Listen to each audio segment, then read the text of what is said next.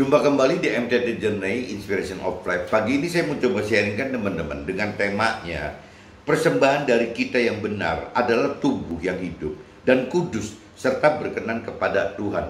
Dari dasar kitab Roma pasal 12 ayat 1 sampai 8 dan disambung kitab Roma pasal 12 ayat 9 sampai 21 teman-teman. Jadi intinya teman-teman, bagaimana menjadi berkenan untuk Tuhan itu, bagaimana menjadi menyembah kepada Tuhan secara benar, secara sejati itu, ya bagaimana kita mempersembahkan hidup kita, hidup keseharian hidup kita, ya sebagai persembahan yang hidup bagi Tuhan gitu. Ya persembahan yang hidup dalam arti kata memang karena kita menyembah setiap saat 24 jam ya selama kita hidup teman-teman. Jadi persembahan yang benar itu seperti itu teman-teman. Bukan persembahan kalau zaman dulu di perjanjian kita perjanjian lama atau bahkan ada tradisi dan tradisi dan adat istiadat lama gitu yang mungkin sampai ini juga masih berjalan. Yang namanya persembahan itu diidentikan bukan dengan persembahan hidup kita, keseharian hidup kita, tapi persembahan itu lebih berkesan ya berupa barang-barang teman-teman. Jadi contohnya kalau kita lihat zaman dulu itu ada yang mempersembahkan hewan gitu, ya ada yang mempersembahkan sayuran gitu, ada yang mempersembahkan masakan. Bahkan kalau cerita di kitab perjanjian lama itu masih ada persembahan itu malah manusia teman yang dikorbankan gitu. Ada bayi-bayi yang dikorbankan dan ada cerita juga yang mengorbankan wanita-wanita yang masih perawan itu, masih suci gitu. Seperti itu teman-teman. Jadi pengorbanan persembahan itu diidentikan zaman itu adalah dengan bagaimana mempersembahkan korban gitu. Ya korban bakaran, korban segala macam. Seperti itu teman-teman. Nah sebenarnya yang seperti itu kan cerita zaman dulu gitu. Tapi kalau bicara zaman sekarang gitu, setelah masuk Tuhan Allah makin nyata di dalam hidup kita, dalam arti kata keberadaan Tuhan Allah itu makin nyata dan keberadaan firman Tuhan itu makin jelas ada gitu, bisa kita pegang, bisa kita kenali, bisa kita pelajari untuk mengerti, bisa kita taati untuk dilakukan gitu. Nah, waktu kita sudah bicara mengenal Tuhan lebih dalam, lebih nyata gitu, ya pengorbanan macam begitu jadi sudah tidak berlaku lagi teman. Harusnya seperti itu. Jadi kalaupun ada gitu dari keluarga kita atau teman-teman kita masih melakukan itu, ya coba kita inputkan baik-baik, kita sharingkan baik-baik bahwa itu sudah tidak terjadi dalam kejadian saat ini gitu. Zaman kita sekarang ini tidak menghadapi seperti itu. Itu kalau bicara di kitab Nasrani itu kan jelas teman-teman, adanya di cerita kitab perjanjian lama, bukan di kitab perjanjian baru. Sedangkan eranya kita itu hidup ada di era perjanjian baru teman-teman.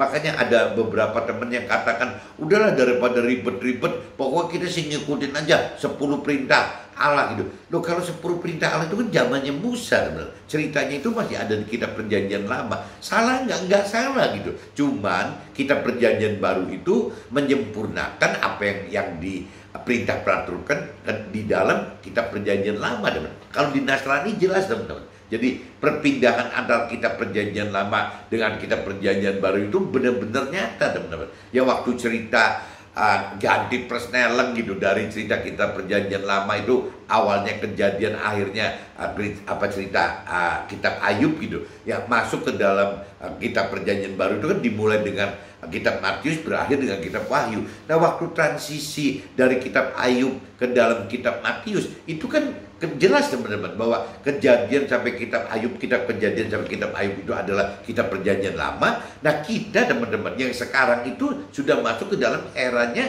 kitab Matius sampai kitab Wahyu gitu. Kalau Nasrani katakan seperti itu teman-teman. Tapi banyak orang yang di Nasrani pun berkata seperti itu. Ya kenapa kita mesti pelajarin ribet-ribet apa yang terjadi di kitab perjanjian lama dan kitab perjanjian baru gitu loh. Toh Nabi Musa juga melakukan 10 perintah Allah gitu. Yaitu ada di kitab perjanjian lama. Tapi kalau kita telusurin kelanjutan dari cerita kitab perjanjian lama masuk ke dalam kitab perjanjian baru, yang dinyatakan di situ bahwa kitab perjanjian baru adalah menyempurnakan gitu, menyempurnakan kitab perjanjian lama. perjanjian baru tidak mengatakan menghapuskan kita perjanjian lama, teman-teman. Menyempurnakan gitu. Jadi apa yang tidak sempurna di kitab perjanjian lama, ya disempurnakan oleh kitab perjanjian baru. Nah, cuman banyak orang yang kurang suka, teman-teman, apabila masih duniawi, masih berpikir, berperasaan dan berkehendak seperti jiwa manusia pada umumnya, seperti dunia pada umumnya, seperti orang-orang dunia pada umumnya, bahkan seperti orang yang berkeyakinan yang pada umumnya. Berkeyakinan, saya berulang-ulang kali jelasin bahwa orang berkeyakinan adalah orang yang sudah beragama tapi kurang bertuhan, teman. Maksudnya kurang mencari ya kebenaran akan pribadi Tuhan dan firman Tuhan. Itu yang berhenti, teman. Itu namanya orang berkeyakinan. Jadi transisi ya seolah-olah dari orang dunia yang tidak mengerti akan Tuhan dan firman Tuhan, transisi ke dalam orang yang benar-benar mengenal mengerti dan melakukan firman Tuhan.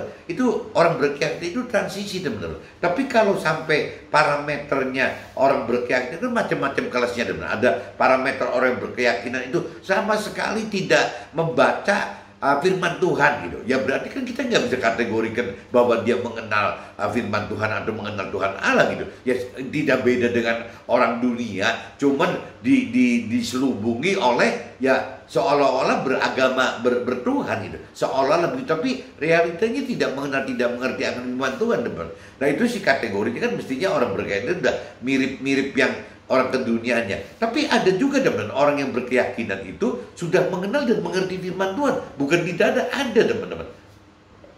Orang yang sudah mengenal dan mengerti firman Tuhan. Tapi sayang, teman-teman, parameter dari kitab perjanjian baru Tuhan itu, Tuhan nyatakan bukan orang yang mengenal dan mengerti firman Tuhan saja orang yang sekedar mengenal dan mengerti firman Tuhan itu tidak bisa, teman, masuk ke dalam surga. Itu nggak bisa gitu. Jadi bagi firman Tuhan, bagi Tuhan itu adalah tidak cukup gitu. Tidak cukup hanya mengenal dan mengerti firman Tuhan saja ya orang bisa masuk ke dalam surga. Tidak cukup. Firman Tuhan katakan begitu, Tuhan katakan seperti itu gitu. Jadi kembali lagi, orang berkeyakinan itu ada orang yang sama sekali tidak mengenal mengerti akan firman Tuhan, tapi ada juga orang yang mengenal firman Tuhan gitu, sudah mengenal firman Tuhan tapi tidak mengerti. Tapi bisa juga orang berkeyakinan itu orang yang mengenal dan mengerti firman Tuhan tapi tidak melakukan firman Tuhan gitu. Jadi urutannya itu banyak, teman-teman. Orang berkeyakinan itu banyak. Ada yang benar-benar tidak mengenal firman Tuhan, tidak mengenal pribadi Tuhan, yaitu kategorinya orang berkeyakinan yang masuk ke dalam orang dunia. Tapi orang yang berkeyakinan hanya mengenal firman Tuhan gitu, yang belum tentu bisa mengerti firman Tuhan gitu, yang mengenal cuma dari pikiran, perasaan, kehendak sendiri. Akhirnya firmannya dikenali tapi dipaksakan dengan pikiran, perasaan, dan kehendaknya si manusia itu sendiri. Itu kelompok 2. Nah kelompok 3-nya orang yang berkeyakinan yang sudah mengenal dan mengerti, teman-teman, tapi tidak melakukan, teman. Jadi sudah mengerti pun tidak melakukan. Itu sia-sia gitu. Yang Tuhan inginkan adalah orang yang mengenal, mengerti, dan melakukan firman Tuhan. Nah itu baru, teman, akan masuk ke dalam kerajaan sorga, akan masuk ke dalam surga gitu. Nah setelah masuk dalam surga, itu pun masih sama Tuhan dibilang lagi, orang yang melakukan firman Tuhan menjadi warga surga biasa, rakyat jelata surga gitu. Tapi kalau orang yang mengajarkan firman Tuhan, itu ada potensi untuk duduk lebih tinggi, ya lebih dekat dengan Tuhan, lebih menjadi tim kerajaan surga, bisa menjadi keluarga Tuhan di dalam kerajaan surga. Nah itu yang Tuhan janjikan seperti itu. Jadi kalau kita urut perjuangan kita itu banyak banget, teman-teman. Makanya di sini temanya itu ya, apabila kita bicara, kita pengen tahu persembahan apa sih yang terbaik gitu, yang terbenar untuk Tuhan gitu. Ya balik lagi, yang jelas bukan persembahan seperti orang-orang di kitab perjanjian lama, tapi benar-benar kita benar-benar mempersembahkan hidup kita, keseharian hidup kita. Nah, keseharian hidup kita itu tadi saya katakan bisa dibagi-bagi kayak tadi, teman-teman. Ya, orang yang berkeyakinan sama sekali tidak mengenal mengerti firman Tuhan, berarti kategorinya masuk ke dalam orang dunia. Ya, keyakinan, orang yang berkeyakinan mengenal firman Tuhan tapi dari pikiran, perasaan, kehendak sendiri, itu ya ada kelompoknya sendiri. Ada kelompok ketiganya, berarti orang yang berkeyakinan yang mengenal dan mengerti firman Tuhan, ya itu kelompok lagi. Nah ada kelompok yang terakhir, orang yang mengenal firman Tuhan dan mengerti firman Tuhan serta melakukan firman Tuhan. Nah, itu kembali lagi. Dan kelompok yang terakhirnya teman-teman, kalau kita mau lebih sempurna, yaitu tidak cuma cukup mengenal, mampu mengerti dan melakukan firman Tuhan. Tidak mungkin akan mampu mengerti, tidak mungkin akan mampu melakukan firman Tuhan secara maksimal gitu, apabila tidak menghidupkan roh Tuhan, teman. Jadi kelompok yang kelima yang paling hebat itu adalah kelompok yang bagaimana mengenal firman Tuhan, bagaimana mengerti firman Tuhan, bagaimana melakukan firman Tuhan dengan cara menghidupkan roh Tuhan, teman. Karena apabila roh Tuhan hidup, pengertian firman Tuhannya akan berubah, teman. Akan jauh berubah gitu. Keberanian untuk melakukan firman pun akan jauh berubah. Bahkan kelompok yang kelima ini bisa masuk ke dalam orang-orang yang bisa bukan cuma melakukan firman Tuhan, tapi mengajarkan firman Tuhan, teman-teman. Ya karena ada roh Tuhan di situ gitu. Tanpa ada roh Tuhan terlalu berat untuk orang bisa sampai bisa sampai masuk ke dalam kerajaan surga, ya dalam posisi sebagai tim atau keluarga Tuhan di dalam kerajaan surga. Itu nggak mudah, rasanya harus menghidupkan roh Tuhan. Jadi kembali lagi teman-teman, jadi temanya itu persembahan dari kita yang benar, ya adalah tubuh kita dalam kehidupan keseharian kita, di mana kita diminta untuk hidup kudus, teman-teman, ya, serta berkenan kepada Tuhan. Ya, jelas untuk berkenan kepada Tuhan harus kudus karena Tuhan itu kudus gitu. Jadi waktu kita tidak kudus, ya bagaimana gitu kita bisa berkenan dengan Tuhan? Tuhan yang kudus kok, nggak bakalan nyambung, teman. Ya sama aja lah kalau kita bicara, kita belajar rohani dengan orang duniawi. Kadang-kadang ngobrol juga nggak nyambung, teman-teman. Ya, bahkan yang namanya jangankan teman gitu ya, orang tua kita dengan kita gitu. Kalau bicaranya persepsinya beda, yang satu dari persepsi duniawi, satu rohani. Meskipun anak dan orang tua itu juga nggak nyambung, teman-teman. Ya, kita dengan saudara kita gitu, ya kakak adik kita itu juga bisa nggak nyambung. Ya, kita dengan istri kita dengan suami kita, dengan pasangan kita. Kalau bicaranya tidak sama, rohani duniawi itu, karena bicaranya rohani dan dunia, itu juga nggak nyambung, teman. Kita orang tua dengan anak-anak juga tidak akan nyambung gitu. Jadi kuncinya itu justru malah orang yang duniawi ketemu orang duniawi, ya akan akur gitu. Tapi kalau bicara orang rohani, ya harus ketemunya orang rohani. Jadi orang rohani yang bukan keluarga pun akan menjadi seperti keluarga karena satu iman gitu, satu pengenalan akan firman Tuhan, satu pengertian akan firman Tuhan, apa imannya sama, menghidupkan roh Tuhannya sama. Itu biasanya ada satu, gimana ya, kalau orang Jawa bilang kayak kerentak gitu. Jadi begitu ketemu kok kayak nyambung gitu. Ya karena kembali lagi, karena di alam rohnya ya itu memang sama gitu. Jadi sinyalnya ya, kalau di radio itu sinyalnya itu sama gitu. Nah, cuman kalau kita bicara dengan keluarga kita, bahkan pasangan kita, apabila sinyalnya tidak sama, meskipun setiap hari tidur satu ranjang pun dengan pasangan kita, tetap nggak bisa ngecun, nggak bisa ketemu gitu. Nah ini nggak enaknya kalau kita punya pasangan tidak selevel pengertian firmannya, tidak selevel imannya gitu ya. Ini nggak enak sekali, teman. Tapi kadang-kadang Tuhan pakai permasalahan tidak selevel ini adalah untuk saling mendongkrak, teman-teman. Jadi mungkin ada yang suaminya lebih dulu ya level imannya, level pengertian firmannya lebih tinggi sehingga masih gejlok-gejlok dengan istrinya. Tapi lambat laun teman-teman, lewat ke permasalahan ini justru si suami ini makin meningkat dan istri ke bawah gitu. Tapi juga ada teman-teman yang istrinya tingkat level imannya, tingkat level pengertian jauh di atas suaminya gitu. Ya sama, ya ini akan terjadi gejolak-gejolak, tapi pelan-pelan akan keangkat, teman. Jadi si istri makin keangkat dan suaminya juga makin keangkat apabila kita terus-menerus melibatkan Tuhan Allah. Jadi kalau kita tidak melibatkan Tuhan Allah, ya kita akhirnya jadi malah mutung, marah sendiri, bahkan meninggalkan Tuhan Allah gitu. Nah ini jangan sampai kita kejadian begitu. Nah ini sebelum masuk ke draft, teman-teman, saya coba bacakan aja dulu kitab Roma pasal 12 ayat 1-8, dan saya sambung aja teman-teman langsung di kitab Roma pasal 12 ayat 9-21, teman-teman, supaya bisa langsung masuk ke draft. Ini kalau kita bicara Roma pasal 12, teman-teman, ayat 1-8 itu bunyinya, kalau perikopnya judulnya persembahan yang benar, teman-teman. Jadi sesuai dengan tema yang saya cantum itu, persembahan yang benar. Ya persembahan yang benar, kembali lagi saya ingatkan bahwa ya hidup kita, benar, hidup kita, hidup keseharian kita itu adalah persembahan yang benar. Jangan dibayangin Tuhan disogok kayak zaman perjanjian lama dengan korban-korban bakaran, dengan ceritanya ada hewan, ada cerita sayuran, ada masakan. Bahkan kalau zaman dulu ya gila-gilaan udah, apa bayi dikorbankan, perawan dikorbankan gitu, malah ngawur semua gitu. Tapi kalau zaman perjanjian baru, zaman kita perjanjian baru, ya setelah Nabi Musa gitu, setelah Nabi Ayub, kita sudah ingat loh, kita harus ingat bahwa kita ini sudah bicara masuk ke dalam kelompok-kelompok perjanjian baru gitu. Kita masuk ke dalam kitab perjanjian baru. Ini kita tidak bisa dengan pola-pola yang lama lagi, teman.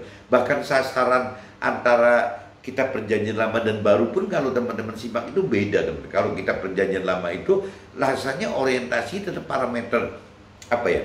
Bertuhan itu identik dengan sukses duniawi gitu. Ya bahagia duniawi, mendapatkan hal duniawi. Itu parameternya seperti itu, teman-teman. Jadi kalau orang yang tidak dalam posisi itu seolah-olah kurang pas gitu, kurang bertuhan gitu.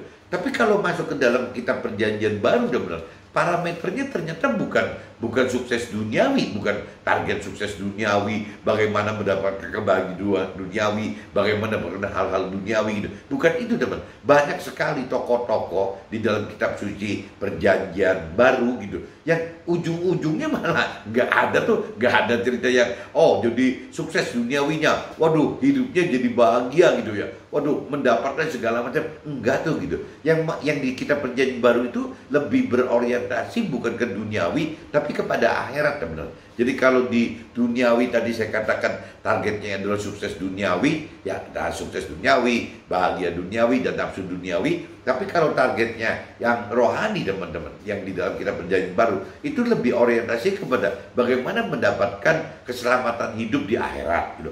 Bagaimana mendapatkan hidup yang damai sejahtera di akhirat. Ya bagaimana masuk ke dalam surga gitu ya, dan bahkan berjuang tidak hanya berhenti sebagai warga surga atau rakyat jelata surga gitu, tapi bagaimana menjadi yaitu timnya Tuhan, keluarganya Tuhan gitu ya di dalam kerajaan surga. Itu bedanya gitu, teman-teman.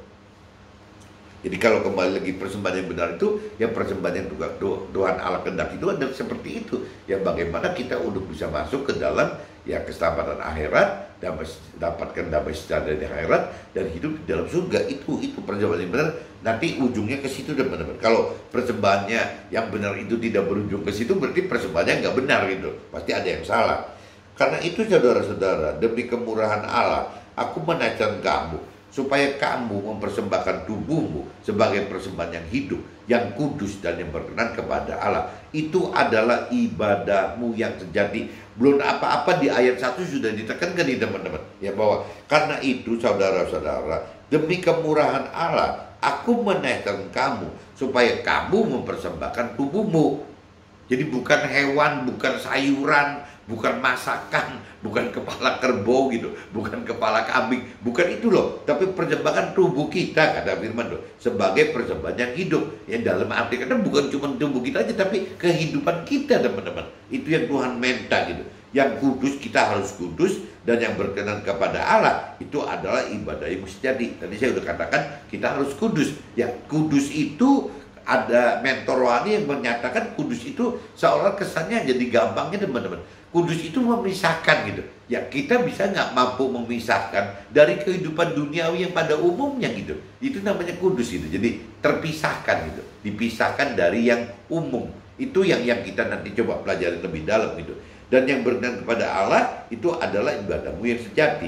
Janganlah kamu menjadi serupa dengan dunia ini, tetapi berubahlah oleh pembaruan budimu, sehingga kamu dapat membedakan manakah kehendak Allah, apa yang baik, yang berkenan kepada Allah, dan yang sempurna. Itu pengennya Allah seperti itu, teman-teman. Jadi bagaimana apa yang baik, apa yang berkenan kepada Allah, dan apa yang sempurna. Berdasarkan kasih karunia yang dianugerahkan kepadaku, aku berkata kepada setiap orang di antara kamu, janganlah kamu memikirkan hal-hal yang lebih tinggi daripada yang patut kamu pikirkan. Tetapi hendaklah kamu berpikir begitu rupa sehingga kamu menguasai diri menurut ukuran iman yang dikaruniakan Allah kepada kamu masing-masing. Nah, kalau kita membaca ayat yang ketiga, teman-teman, jadi di sini firman Tuhan katakan, tetapi hendaklah kamu berpikir begitu rupa sehingga kamu menguasai diri menurut ukuran iman yang dikaruniakan Allah kepada kamu masing-masing. Nah, ini kalau kita simak ini, jadi janganlah kamu memikirkan hal-hal yang lebih tinggi. Berarti janganlah kita terlalu ambisi. Intinya gitu loh. Janganlah kita terlalu ambisi. Nah, kita ini yang terbaik itu adalah bagaimana kita memikirkan hal-hal yang sesuai dengan iman. Nah, iman itu adalah bagaimana kita mengenal mengerti akan firman Tuhan dan kita mampu melakukan firman Tuhan. Itu parameter iman itu seperti itu, teman-teman. Jadi iman itu ada batasan-batasan yang tidak bisa seliar ambisi gitu. Kalau ambisi itu kan kadang-kadang tidak ada ukurannya, teman-teman. Tapi kalau bicara iman itu ada ukurannya, karena ukurannya parameternya adalah firman Tuhan dan kemampuan kita melakukan firman Tuhan, teman-teman. Nah, itu kalau terkait dengan roh Tuhan berarti kan akan lebih maksimal kita mampu melakukan firman Tuhan. Kalau tidak ada roh Tuhan ya jangankan melakukannya, pasti melakukan tidak akan maksimal, mengerti pun tidak maksimal gitu. Jadi kembali lagi ya, iman yang tertinggi itu adalah iman yang menghidupkan roh Tuhan sehingga kita lebih dalam mengenal firman Tuhan, kita lebih mampu mengerti firman Tuhan, dan kita lebih mampu melakukan firman Tuhan karena kita beriman ya percaya. Iman percaya dari mulai kedalaman pengenalan firman Tuhan, pengertian akan firman Tuhan, dan keberanian untuk melakukan firman Tuhan, itu pasti kita akan lebih berani apabila ada roh Tuhan yang mendampingi hidup kita sebagai kuasanya Tuhan di dalam kita gitu. Sebab sama seperti pada satu tubuh kita mempunyai banyak anggota, tetapi tidak semua anggota itu mempunyai tugas yang sama. Demikian juga kita, walaupun banyak adalah satu tubuh di dalam Kristus, tetapi kita masing-masing adalah anggota yang seorang terhadap yang lain. Jadi kalau kita umpamakan di dalam kitab Nasrani, teman-teman, Kristus itu kan Nabi Isa, teman-teman. Jadi bagaimana soal kita ini ya diciptakan gitu oleh Tuhan itu sebagai satu anggota tubuh, diibaratkan seperti itu, teman-teman. Jadi ada manusia rohani yang secara tubuh itu hanya berfungsi sebagai mata, ada yang berfungsi sebagai mulut, ada yang berfungsi sebagai telinga, ada yang berfungsi sebagai kepala, ada yang berfungsi sebagai lidah, ada yang berfungsi tangan, kaki, dan lain sebagainya, teman. Jadi firman Tuhan ingatkan bahwa kita ini mesti bersatu, teman. Kalau kita tidak bersatu, kita tidak bisa akan sempurna seperti yang Tuhan rancang dan kehendaki, teman-teman. Ini bagaimana butuhnya gitu. Demikianlah kita mempunyai karena yang berlain-lainan menurut kasih karunia yang dianugerahkan kepada kita. Jika karena itu adalah untuk bernubuat, baiklah kita melakukannya sesuai dengan iman kita. Yang bernubuat, yang berarti ya silakan bernubuat. Jika karena itu melayani, baiklah kita melayani. Jika karena untuk mengajar, baiklah kita mengajar. Jika karena untuk menasihati, baiklah kita menasihati. Siapa yang membagi-bagikan sesuatu, hendaklah ia melakukannya dengan hati yang ikhlas. Siapa yang memberi pimpinan, hendaklah ia melakukannya dengan rajin. Siapa yang menunjukkan kemurahan, hendaklah ia melakukannya dengan sukacita. Jadi firman Tuhan di kitab Roma pasal 12 ayat 1 sampai 8 seperti ini, teman-teman. Nah, ini saya coba lanjut aja, teman-teman, dengan kitab Roma pasal 12 ayatnya 9 sampai 21, teman-teman. Judul perikopnya berubah, teman-teman. Nasihat untuk hidup dalam kasih. Perikopnya berubah gitu namanya. Judulnya robah, temanya robah. Hendaklah kasih itu jangan pura-pura. Jauhilah yang jahat, lakukanlah yang baik. Hendaklah kamu saling mengasihi sebagai saudara dan saling mendahului dalam memberi hormat. Ya, janganlah hendaknya kerajinanmu kendor. Biarlah rohmu menyala-nyala dan layanilah Tuhan. Bersukacitalah dalam pengharapan, sabarlah dalam kesesakan, dan bertekunlah dalam doa. Bantulah dalam kekurangan orang-orang kudus, dan usahakanlah dirimu untuk selalu memberikan tumpangan. Berkatilah siapa yang menganiaya kamu, berkatilah dan jangan mengutuk. Bersukacitalah dengan orang yang bersukacita, dan menangislah dengan orang yang menangis. Hendaklah kamu sehati sepikir dalam hidupmu bersama. Janganlah kamu memikirkan perkara-perkara yang tinggi, tetapi arahkanlah dirimu kepada perkara-perkara yang sederhana. Janganlah menganggap dirimu pandai. Janganlah membalas kejahatan dengan kejahatan. Lakukan apa yang baik bagi semua orang. Sedapat-dapatnya kalau hal itu bergantung padamu, hiduplah dalam perdamaian dengan semua orang. Saudara-saudaraku yang kekasih, janganlah kamu sendiri menuntut pembalasan, tetapi berilah tempat kepada murka Allah, sebab ada tertulis, pembalasan itu adalah hakku, akulah yang akan menuntut pembalasan. Firman Tuhan katakan seperti itu. Tetapi jika seterumu lapar, berilah ia makan. Jika ia haus, berilah dia minum. Dengan berbuat demikian, kamu menumbuhkan bara api di atas kepalanya. Janganlah kamu kalah terhadap kejahatan, tetapi kalahkanlah kejahatan dengan kebaikan. Saya pernah sharingkan tempo hari teman-teman. Ini yang khususnya di ayat 29 teman-teman. Tetapi jika seterumu lapar, berilah dia makan. Jika ia haus, berilah dia minum. Dengan berbuat demikian, kamu menumbuhkan bara api di atas kepalanya. Janganlah kamu kalah terhadap kejahatan, tetapi kalahkanlah kejahatan dengan kebaikan. Ini saya pernah sharing teman-teman. Pernah dalam satu saat kejadian dengan teman saya maupun dengan saudara saya gitu. Yaitu saya kadang-kadang ada ketidakcocokan dengan teman atau saudara gitu. Yang dimana ya sebenarnya pantasnya saya karena memang kelewatan gitu. Pantasnya saya marah-marah kepada teman dan saudara ini, saya mesti marah-marah gitu.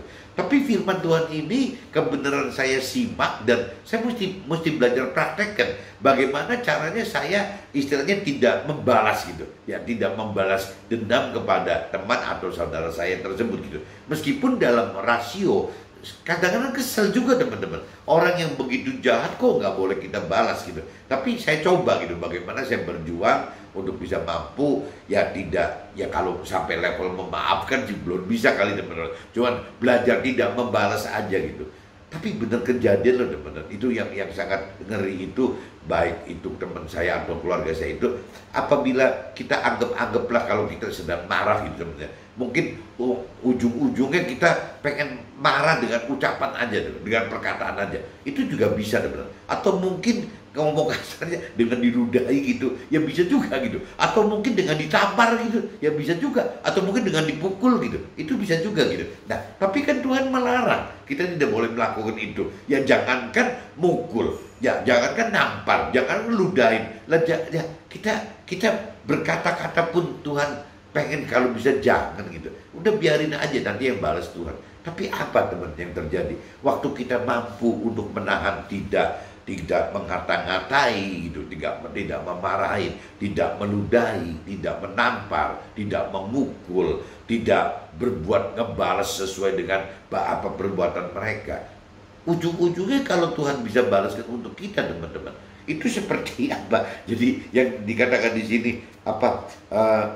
Dengan berbuat demikian kamu menumbuhkan bara api di atas kepalanya. Jadi waktu kita memaafkan itu teman kita seolah menaruhkan bara api di atas kepala teman kita dan bara api di atas kepala saudara kita.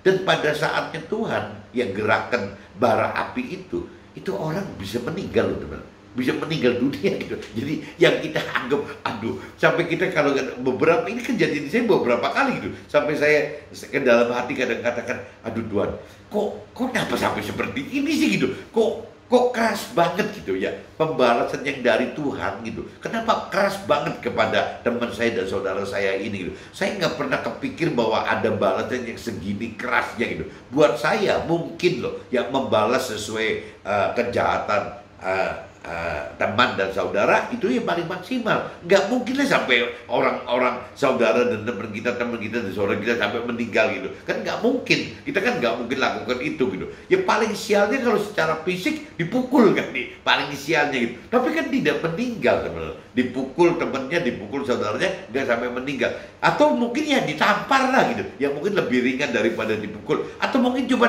diludahin mungkin gitu. Ya sampai tidak ada kekerasan apa-apa. Bahkan mengatakan kalau kita benar-benar taat teman, coba patuh kepada Tuhan. Kadang-kadang Tuhan itu benar-benar naruh bara api di kepala teman kita dan saudara kita itu gitu. Sampai kitanya yang jadi kaget setengah mati gitu, sampai takut setengah mati dan minta kepada Tuhan, Tuhan jangan balas teman dan saudara saya, keluarga saya seperti itu loh. Karena dalam bayangan kita tidak pernah mau ngebalas seperti itu gitu. Tapi apa yang terjadi itu seperti itu, teman. Jadi Tuhan itu Tuhan itu bisa maha cemburu. Tuhan itu bisa lebih keras daripada kita gitu. Dan buat Tuhan itu, ya manusia itu pengen isinya 1 juta dibanding 1 juga buat Tuhan itu sama, Tuhan. Jadi makanya pola pikir Tuhan, pola tindak Tuhan itu kita jangan batasi lah. Kita kadang juga bingung sendiri gitu. Ya sudah, kita yang penting belajar taat, pasrah, ya sudah seperti itu. Nah meskipun kalau ilmu yang tertingginya di ayat 21, teman-teman, janganlah kamu kalah terhadap kejahatan, tetapi kalahkanlah kejahatan dengan kebaikan. Nah ini senjata Tuhan ini kejahatan dibalas kebaikan. Ini yang nggak kira-kira gitu, yang sangat powerful gitu. Nanti saya mungkin sharing seperti ini kalau teman-teman belum pernah merasakan seperti yang saya pernah rasakan, apa pernah kejadian di dalam hidup saya, susah ngomongnya teman-teman. Jadi memang teman-teman harus alami sendiri gitu. Apa sih kalau kita benar-benar menahan, tidak mau membalas kepada seteru kita, apa coba kita lihat dampaknya apa akhirnya? Kita yang bisa kaget setengah mati dan minta tolong Tuhan, kalau bisa jangan sekeras itu Tuhan, karena kita nggak pernah mikirkan sekeras itu. Dan sekeras-kerasnya Tuhan itu kan meninggal dunia, teman-teman, bisa meninggal dunia. Dan kita kan nggak mau sampai teman saya dan teman kita dan saudara kita sampai mengalami meninggal dunia, kan kita juga nggak mau gitu. Tapi ya realitanya Tuhan bisa berbuat seperti itu gitu. Jadi balik lagi, kita nggak usah kita jangan persepsi Tuhan itu seolah kesannya harus baik terus. Ya tuh, kalau kita bicara Tuhan yang sebenarnya, kalau kita benar-benar mengenal mengerti akan firman Tuhan, kita itu harus takut banget sama Tuhan, benar-benar. Bukan tidak takut, sangat takut sama Tuhan. Bukan jangan bayangin Tuhan itu baik sekali. Tuhan itu bisa keras sekali gitu. Bisa nggak kira-kira gitu. Nah ini yang kita kembali lagi, ya kita harus takut sama Tuhan itu karena Tuhan bisa baik sekali dan Tuhan juga bisa keras sekali gitu ya. Ini yang membuat kita jadi takut, teman-teman. Ini saya sudah bacakan, teman-teman, di 2 kitab Roma pasal 12 ayat 1 sampai 8 dan saya kitab Roma pasal 12 ayat 9 sampai 21. Nah ini sekarang saya masuk ke draft aja, teman-teman. Roma pasal 12 ayat 1. Karena itu saudara-saudara, demi kemurahan Allah, aku menasihatkan kamu supaya kamu persembahkan tubuhmu sebagai yang hidup, yang kudus dan yang berkenan kepada Allah. Itu adalah ibadahmu yang sejati. Jadi kembali lagi, kalau ditanya apa sih yang maunya Tuhan bagi kita gitu, ya maunya itu kita persembahkan tubuh kita, hidup kita, keseharian hidup itu kita ya sebagai persembahan untuk korban kepada Tuhan Allah. Jangan kembali lagi korbannya itu hewan yang enggak, ya hewan cuma dikorbankan. Hewan sih nggak dikorbankan gimana? Kita beli juga pakai duitnya juga dari Tuhan Allah juga gitu. Apa yang disebut persembahan itu sih bukan persembahan, uangnya Allah gitu, hewan-hewannya Allah gitu. Ya kalau mau persembahan ya bentuknya tubuh kitanya, keseharian hidup kita itu sebagai persembahan itu nggak mudah, teman. Ya jangan istilahnya persembahkannya sayur mayur. Nah sayur mayur sama aja. Sayur mayur kalau kita beli uangnya dari Tuhan. Kalaupun dari tanam berarti yang nanam Tuhan, yang numbuhin Tuhan gitu. Nah ini gimana? Ya apakah kita sebut itu persembahan? Kan nggak bisa juga gitu. Beda dengan kalau kita mempersembahkan hidup kita, tubuh kita, itu ceritanya beda. Untuk tubuh kita menjadi berkenan aja dibutuhkan satu kekudusan. Untuk menjadi satu kekudusan itu, balik lagi kalau dalam arti kata kudus itu memisahkan diri daripada umum gitu, ya itu pasti timbul kesengsaraan, teman-teman. Ya udah pasti. Orang yang mengenal lebih dalam akan firman Tuhan, orang yang mampu mengerti firman Tuhan, dan orang yang mampu melakukan firman Tuhan, dijamin pasti hidupnya itu tidak seperti burung pipit yang berombong-rombongan gitu. Pasti hidupnya seperti burung Raja Wali, teman-teman. Pasti terpisah gitu. Terpisah dari kelompok-kelompok orang-orang dunia. Itu yang saya mengerti dan saya melihat beberapa mentor rohani saya, lihat beberapa rohaniawan saya yang memang benar-benar lepas agamanya apa loh. Itu nggak bisa bergaul kayak burung pipit, teman-teman. Ya mereka cuman seperti burung Raja Wali, lebih banyak sendiriannya gitu dibanding dengan kelompoknya gitu. Itu bedanya. Kudus itu seperti itu, teman, memisahkan diri. Jadi kalau kita ibaratkan burung itu gampang gitu. Ya kita mau nggak menjadi seperti burung Raja Wali gitu, yang hidupnya itu cuma Ya kadang-kadang sendirian, paling berapa ekor gitu loh. Tidak seperti burung pipit yang bisa, mungkin kalau di alam liar teman-teman, burung pipit itu bisa jumlahnya bukan ratusan loh, bukan ribuan, bisa puluhan ribu, bisa ratusan ribu loh. Sampai kalau terbang di langit itu bisa seperti awan teman-teman. Saking banyaknya burung pipit, mungkin jutaan mungkin gitu. Bahkan bisa, ya nggak tahu kalau cerita kaitannya dengan kapal terbang gitu ya, yang terbangnya rendah, yang kecil gitu. Kalau ketemu sama gerombolan burung pipit yang jutaan, itu juga bisa bahaya sekali teman-teman. Ini jadi diibaratkan kalau cerita kudus itu ya identik dengan memisahkan diri teman-teman. Memisahkan diri itu ya tidak bisa seperti burung pipit. Bahkan di dalam kelompok keluarga pun ya mungkin bisa seperti terkesan mengucilkan diri dari keluarga besarnya, bisa mengucilkan diri dari keluarga kecilnya, bisa mengucilkan diri dari keluarga, bisa seperti itu teman-teman. Kalau keluarganya itu tidak satu level gitu. Tapi kalau seandainya keluarga itu satu level, keluarga besarnya rata-rata satu level, satu tingkatan iman dan pengertian firman-Nya, keluarga kecilnya satu tingkat gitu antara iman dan pengertian firman-Nya, keluarganya gitu, berarti dengan anaknya, dengan mertuanya, dengan orang tuanya, dengan istri atau suaminya itu satu level, itu sangat bahagia teman-teman, akan sangat bahagia gitu, karena kembali lagi yang ditargetkan dalam hidup itu akhirnya sudah sama semua, bahwa yang ditarget itu bukan bagaimana mencari sukses duniawi, tapi bagaimana mencari selamat akhirat gitu. Sasarannya udah sama. Nah, waktu kita mencapai targetnya itu sama, target selamat akhirat, rasanya kebahagiaan itu nggak kira-kira seperti hidup itu seperti, meskipun hidup di dunia ini sudah seperti hidup di surga. Firman Tuhan katakan begitu loh. Nah, itu kembali lagi apabila kita bisa satu tingkat teman-teman, baik level pengertiannya akan firman maupun level imannya, lewat percaya kita kepada Tuhannya satu level. Nah, itu pasti bahagia sekali. Bahagia dengan pasangan kita, bahagia dengan anak-anak kita, dengan mantu kita, bahagia dengan orang tua kita dan mertua kita. Minimal seperti itu. Burung Raja Wali itu kelompoknya paling ya maksimal segitu teman-teman. Nggak ada rombongan terlalu banyak gitu. Tapi kalau burung pipit sih memang bisa ratusan, ribuan, puluhan ribu, ratusan ribu, jutaan, bisa begitu teman. Tapi kalau nggak pernah ada Raja Wali itu terbang bersama-sama jutaan burung Raja Wali itu, rasanya dari mulai kita lahir sampai kita meninggal nggak pernah ketemu tuh ada burung Raja Wali sebanyak burung pipit gitu. Nah, ini diumpamakan seperti itu. Kudus itu seperti burung Raja Wali teman-teman.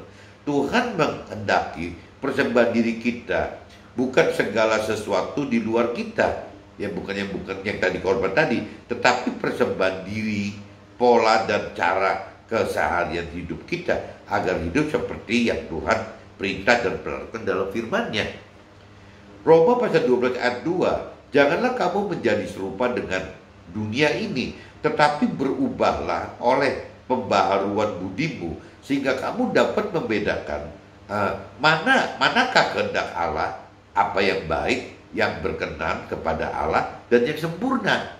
Ya, Tuhan ingin agar kita persembahkan keseharian hidup kita sebagai ibadah kita yang sejati, yakni dengan hidup kudus, yakni hidup dengan terpisah dari kehidupan orang dunia pada umumnya yang tidak melakukan firman Tuhan. Nah, itu udah benar. Nah, ini cuma tadi saya lebih detailkan aja bahwa yang namanya kehidupan orang dunia itu kan tidak dijamin cuman orang yang di kota saya, di negara saya, di pulau saya, tapi kan bisa dalam keluarga kita, keluarga besar kita. Orang di dalam keluarga kita itu juga bisa tidak nyambung dengan kita, teman-teman. Orang di dalam keluarga kecil kita juga bisa tidak nyambung. Orang di dalam keluarga kita sendiri pun bisa nggak nyambung gitu. Nah, kategori orang di dalam keluarga kita yang terkecil adalah ya kaitannya gitu.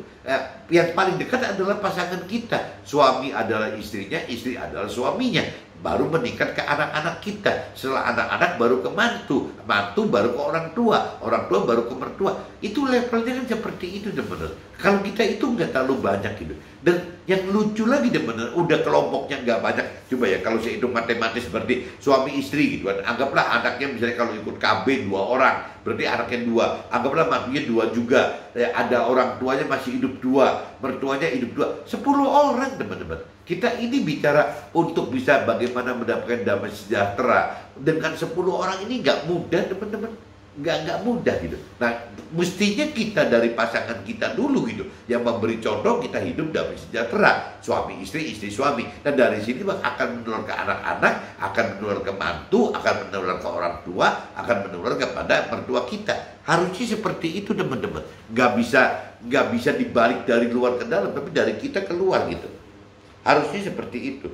Roma pasal 12 ayat 3-8. Jangan hidup dengan ambisi, tetapi hidup sesuai dengan iman, sehingga kita dapat menguasai diri sesuai kasih karunia Tuhan. Jadi ini juga diingatkan, jangan sampai kalau kita ingin mendapatkan damai sejahtera itu, hidup itu dengan ambisi kita, itu pasti jadi berantakan teman-teman. Ya hidup itu harus dengan iman, ya hidup itu harus dengan sesuai apa yang Tuhan perintah peraturkan. Ya balik lagi, kita harus mengenal firman Tuhan lebih dalam, harus mampu mengerti firman Tuhan, harus mampu melakukan firman Tuhan, harus mampu menghidupkan roh Tuhan, sehingga kita beriman untuk mampu melakukan firman Tuhan, untuk mengerti firman Tuhan, untuk lebih mengenal lebih dalam firman Tuhan. Kaitannya semua ada di roh Tuhan gitu. Ya ada di iman ujungnya. Nah dari situ yang firman katakan kita hidup harus dengan iman. Ya kalau kita hidup dengan iman pasti parameternya adalah ya damai sejahtera yang dari kasih karunia Tuhan gitu.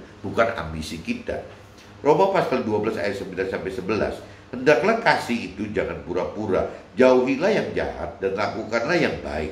Hendaklah kamu saling mengasihi sebagai saudara dan saling mendahului dalam memberi hormat. Janganlah hendaknya kerajinan kita kendor, biarlah roh kita menyala-nyala dan melayani Tuhan. Tuhan ajarkan kita untuk saling mengasihi dan menghormati. Intinya Tuhan itu bagaimana kita ini saling mengasihi dan saling menghormati, itu yang Tuhan tekankan itu seperti itu gitu. Roma pasal 12 ayat 12. Bersukacitalah dalam pengharapan, sabarlah dalam kesesakan, dan bertekunlah dalam doa. Nah ini rumusnya Tuhan di Roma 12 pasal 12 ayat 12 itu bunyinya begitu. Bagaimana kita tetap bersukacita meskipun hanya dalam pengharapan, bukan dalam realita teman. Dalam pengharapan. Dalam pengharapan itu kita harus punya sukacita. Itu firman Tuhan katakan begitu. Berpengharapan terhadap Tuhan gitu. Ya harus punya sukacita. Sabarlah dalam kesesakan. Ya jangan gerasa gerusuk ngomel-ngomel ngamuk nggak keruan dalam menghadapi banyak permasalahan gitu. Ya dan bertekunlah dalam doa. Ya bawa terus dalam doa. Karena ini semua adalah syarat-syarat untuk kita naik level imannya begini teman-teman. Ya kita harus ketemu dengan permasalahan gitu. Kita harus ketemu dengan kesesakan gitu. Kita harus tekun. Kita harus percaya berpengharapan terhadap Tuhan. Yaitu kuncinya itu semua teman-teman. Bantu di sini dikatakan bantu dan beri tumpangan kepada orang kudus. Ya berkati orang-orang yang menganiaya kita. Ya bersukacita dengan orang-orang yang bersukacita. Ya dan menangislah dengan orang-orang yang menangis, serta jangan menganggap kita pandai, jangan berbuat jahat, dan hiduplah damai bersama sesama kita. Nah ini kadang-kadang unsur damai, unsur pandai juga kadang-kadang bikin kita jadi kacau nih teman, karena kita merasa pandai, jadi sok-sokan, jadi akhirnya malah gak keluar semua. Ya jangan berbuat jahat, kita jangan jahat, dan jangan hiduplah damai bersama sesama kita gitu. Nah ini kalau di kitab Roma pasal 12 ayat 19, janganlah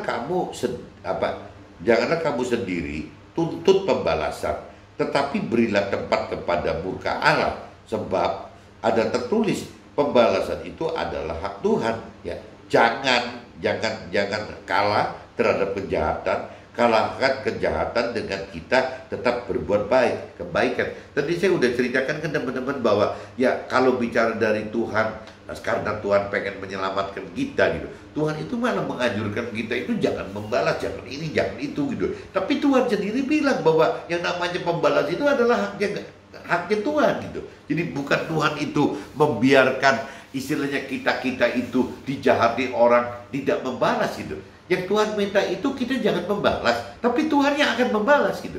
Jadi ini yang perlu diucapkan kita itu, bahwa kita itu jangan anggap bahwa kalau Tuhan ajarin kita tidak membalas itu, nanti ujungnya Tuhan tidak membalas. Tuhan yang membalas gitu. Tadi saya udah ceritakan, kadang-kadang balasan Tuhan itu tidak setimpal dengan yang kita duga gitu. Jadi kalau orang berbuat jahat kita mau lempar dengan 10 kilo, Tuhan bisa lempar 100 kilo, 1000 kilo loh.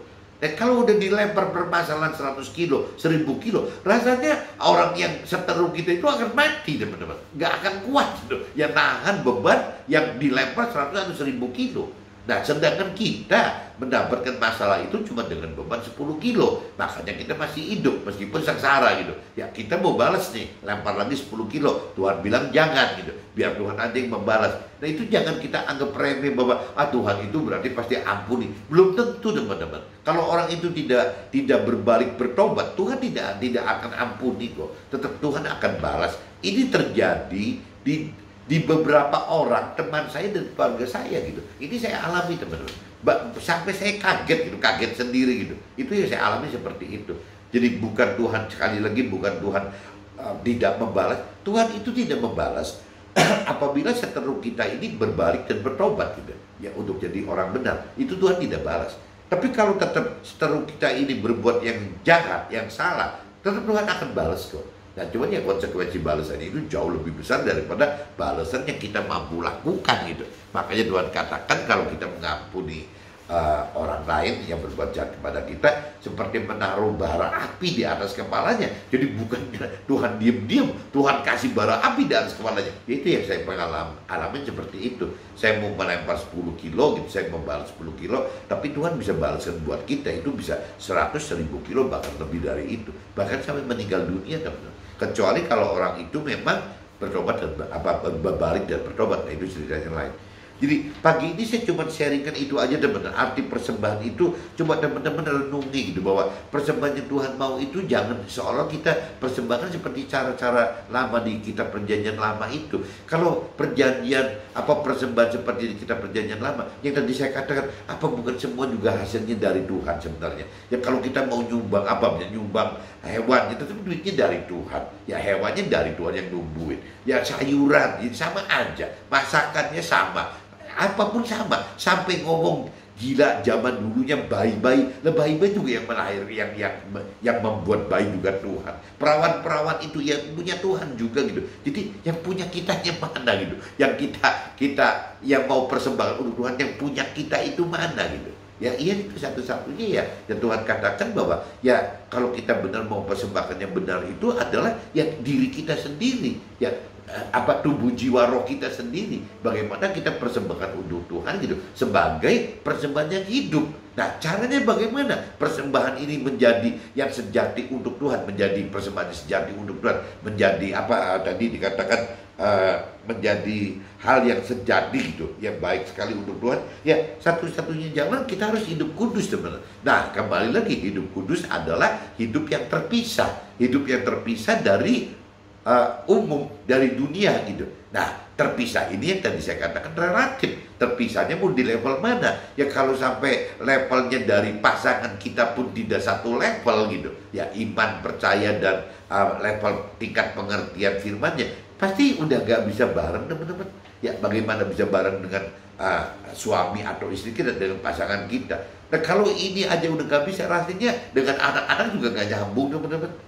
Jadi orientasinya mestinya dari kita dulu, dari suami dan istri dulu, dari istri dan suami dulu, berlanjut kepada anak-anak gitu. Nah nanti akan berlanjut juga ke mantu-mantu kita, teman-teman. Nah ini semua mudah-mudahan mempengaruhi orang tua kita dan mertua kita. Nah tadi saya hitung kalau keluarga berencana, jangan-jangan kelompok yang terkecil itu gitu. Ya kalau cerita burung Raja Wali tadi gitu, ya kira-kira 10 orang. 10 ekor Raja Wali maksimalnya, teman-teman. Ya cuma 10 ekor. Tapi melihat Raja Wali yang 10 ekor juga rasanya nggak pernah ada tuh. Kadang-kadang paling cuma 6 ekor, 4 ekor, nggak lebih dari itu gitu.